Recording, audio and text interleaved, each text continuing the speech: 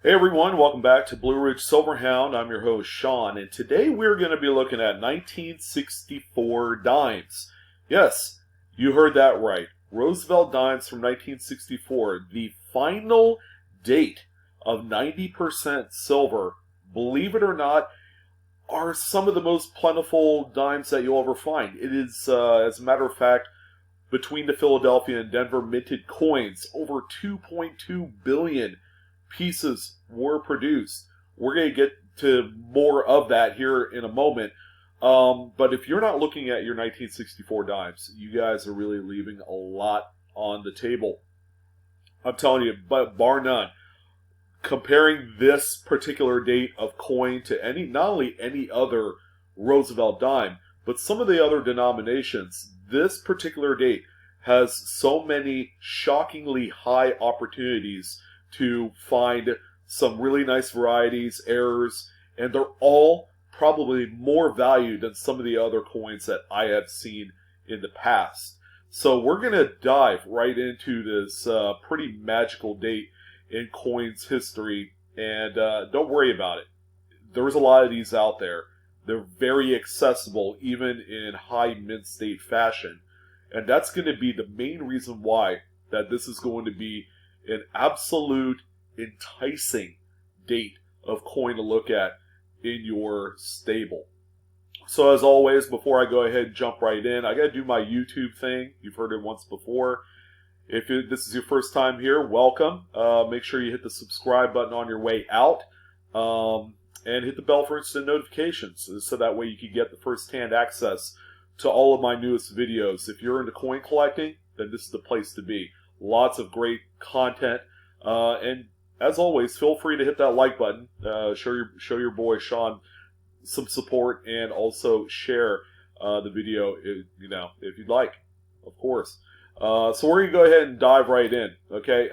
As always with these videos, the important thing to know is there are a number of different ways to collect these. Some people like to collect based solely on grades. Some people like to fill albums, okay? Some people like to collect these as a type coin. And other folks like to collect them for their just bounty of varieties and errors that exist. I'm happy to say that the 1964 Roosevelt dime hits all of the spots, and we're going to talk about all of them.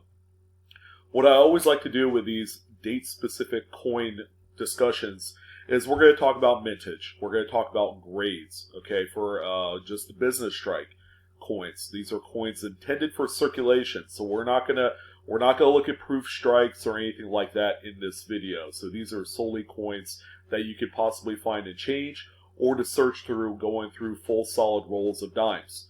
All right, a lot of the varieties and errors are worth a lot of money, even in the most worn condition. You're going to need to know about that, and we will talk about it. So the first coin that you see here, okay, is the 1964 Roosevelt dime. Now, there are only two different types of business strike coins. A Philadelphia, which will exhibit no physical mint mark whatsoever on the coin, and a Denver mint mark, okay, Denver coins. We will just highlight those two coins all across the board, and this is all information you're going to need to know about these two particular business strike coins. So for 64, I can tell you this right now, there are so many copies of these coins out there, it's not even funny. 929,360,000 pieces were produced by the Philadelphia Mint. So definitely no shortage of this coin whatsoever out there. The coin that you see before you, okay, it has some pretty beautiful toning. This is an exceptional example, okay? People also like to collect toned coins, where silver does a really good job of displaying a lot of the radiant color that can be found on these coins. Simply storing a coin in an album can adversely affect the look and appearance of a silver coin. Even when it's blast white, you put it in an album for a few years, they could come out like this. Now, people, like I had mentioned, love collecting these based solely on grade. Okay, there are folks who participate in something called a registry set. These folks assemble the highest possible grades of every conceivable date of coin from their favorite series. All right, it's a points-based system, and it's because of the registry set popularity that people tend to pay a lot of money for some of the highest graded specimens. So let's go ahead and take a look at grade. For the 1964 Philadelphia, the highest assigned grade value by PCGS, who is a third-party authenticator of coins, is mid-state 67 plus with full bands. All right, it is a pop 7, which means there's only 7 examples that grade at that level. Now, PCGS does have a price guide value for a mid-state 68 full bands. Now, keeping in mind full bands is you have a nice sharp strike on the reverse, where you'll see a fully defined line separating the top set of bands and the bottom set, as you can see on my mouse pointer. PCGS has a price guide value of $8,500, but there's no known examples in a 68 full bands. However, I can tell you the high sale of this coin is a PCGS mid-state 67 plus full bands, which is the coin that you see before you. This one sold on Heritage Auctions February 16th of 2017 in the amount of $2,350. Keeping in mind that this is indeed half a grade point lower than a full 68. But that is the highest sale, but a PCGS price guide of $8,500 exists for a coin graded half a point higher at 68. All right, so the next coin I want to talk about is going to be the Denver minted example of 1964. That's this coin that you see right here. Now, the mint mark is shown on the reverse at the bottom base of the torch. Okay, that's where you're going to find this. This is one of those magical date mint marks where there's a lot of possibilities, okay? I had mentioned varieties. You're going to find a lot of varieties for the 1964 Denver minted Roosevelt dime.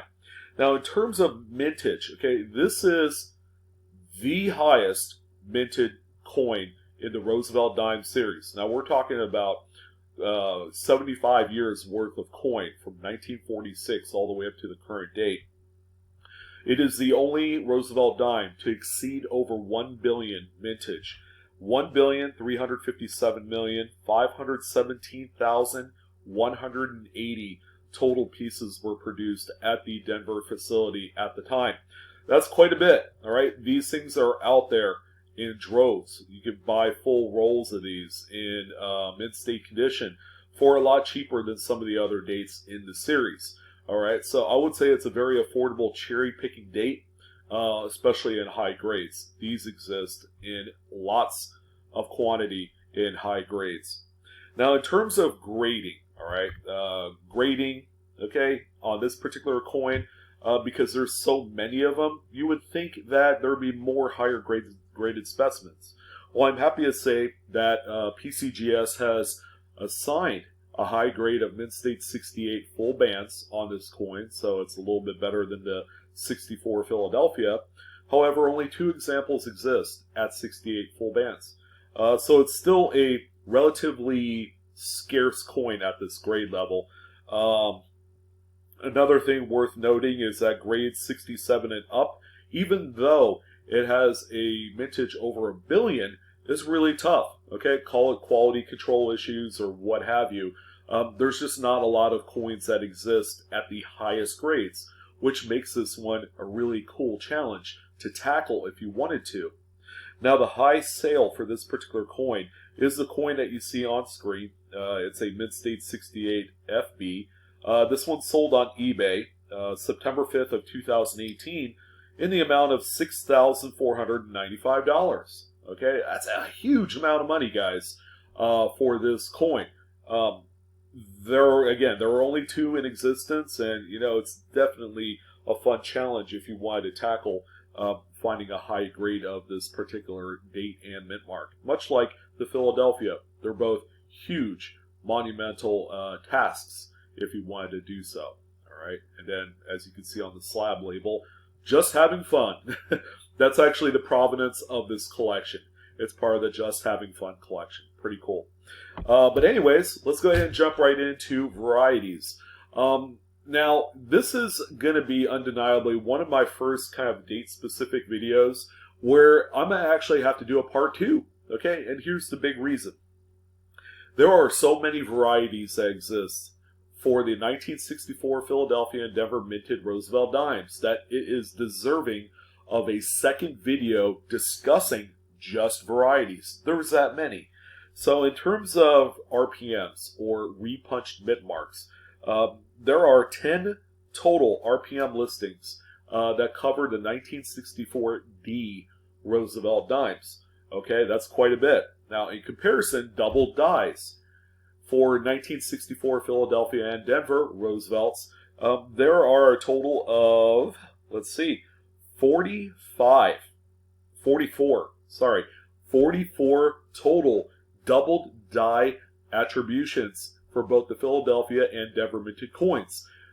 Check out that image there on the right. That's actually one of the big cherry picker sky varieties. Is a very strong doubled die. I have found probably 5 or 6 of these in my lifetime, but I don't search through a lot of Roosevelt dimes compared to some other folks.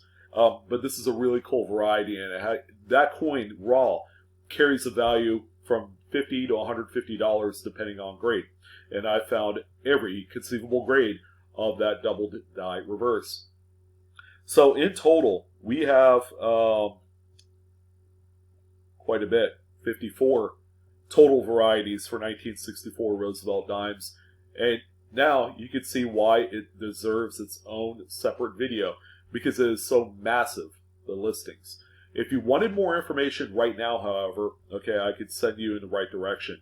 There are 2 websites that are dedicated to some of these varieties.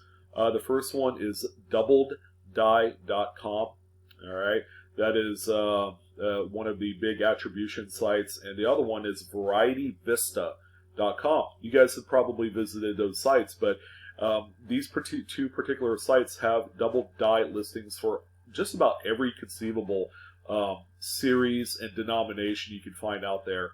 And the cool thing is the pictures are amazing. Okay, you're going to get great reference photos if you need to get that information out.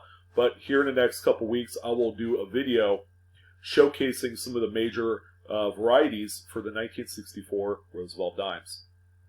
So as always, I also wanted to take a look at a few errors that can be found in 1964 dimes. Okay, I have a total of 5 coins here. This, believe it or not, is actually one of the tougher dates to find errors. Okay, but I did find 5 for you. Whether or not they're all obtainable going through change remains to be seen. I can tell you this right now, the first coin before you was found in change, and it could be mistaken as damage, as you can see on the actual coin. If you don't know exactly what it is, you would think it's a damaged coin and you would just go ahead and spend it or put it in the scrap pile. But this is a 1964D Roosevelt dime that exhibits a struck-through reading error. All right, so it says some reading, which is the edge grip, with the lines on the edge of these coins, had fallen off either from the collar or another coin onto another coin before it was struck, and there you go. You have this beauty right here. Now, this particular coin graded NGC AU58. It's about uncirculated. It has changed hands a number of times.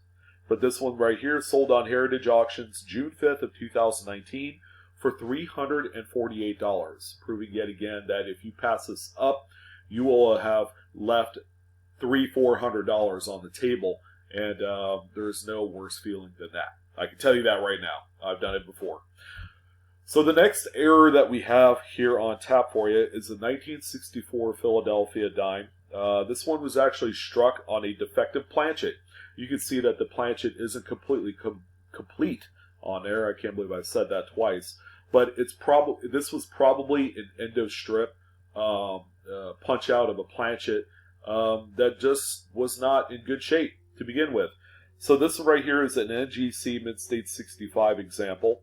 And this one sold August 16th of 2015 on Heritage Auctions for $305.50. Again, who would have thought that a coin that looks like it was chewed up by the family pet would fetch 3 Benjamins? Pretty crazy. Alright, so the next coin that we have here is another 64 Philadelphia dime. This time, this is the subject coin of what is a reverse die cap. All right, so this coin, when it was struck, never ejected properly, and it actually was stuck on the anvil die, okay, which is the die that holds the reverse design of the coins being struck.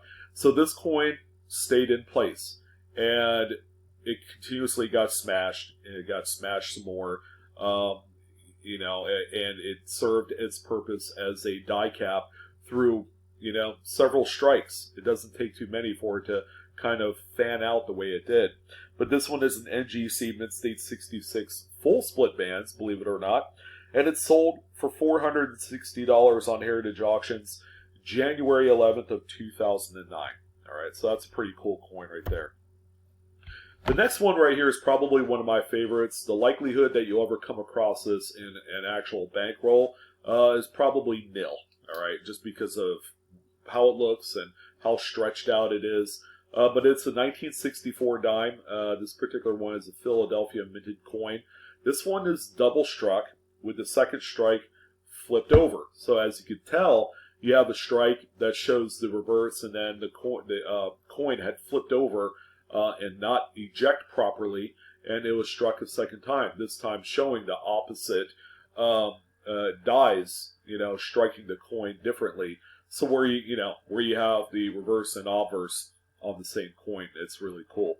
This one right here, worth quite a bit of money. It's an NGC Mid-State 64 coin, and it's sold November 3rd of 2013 for $822.50. Pretty nice. A lot of money. And then finally, we're going to end it off on the big one, the big error of it all. And what we have here, I know, it doesn't look like a dime, but please let me explain. This is a 1964D Washington quarter that was struck on an already struck 1964D Roosevelt dime. Now, if you look right here on the obverse of the coin, you can actually see a partial Roosevelt dime bust profile. You can actually see the date from the Roosevelt dime right there. This coin is incredible. Okay, you can spend all day looking at this, just trying to piece apart exactly what you see from both coins. But this one right here is also called the double denomination. Call it a 35-cent coin, if you will, because it is both a dime and a quarter. This is an NGC Mid-State 65 example, and it sold for $4,312.50 about a decade ago, March 26th of 2010.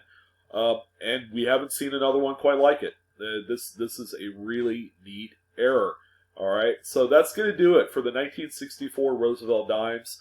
Again, stay tuned for that other corresponding Part 2 video outlining the varieties that you can find on 64 Roosevelt dimes. I want to thank everyone for watching this episode. It was a lot of fun discussing a coin in which over 2 billion were made, but the possibilities are truly endless on this particular coin, with lots of opportunity to find a really nice centerpiece for your collection, or a coin that you could sell and make a boatload of money on. As always, like, share the video, and subscribe to Blue Ridge Silverhound. I want to thank all you coinaholics. As always, we are discovering together. You guys have fun on that search. Enjoy the hobby, and I'll see you on the next video. Take care, guys.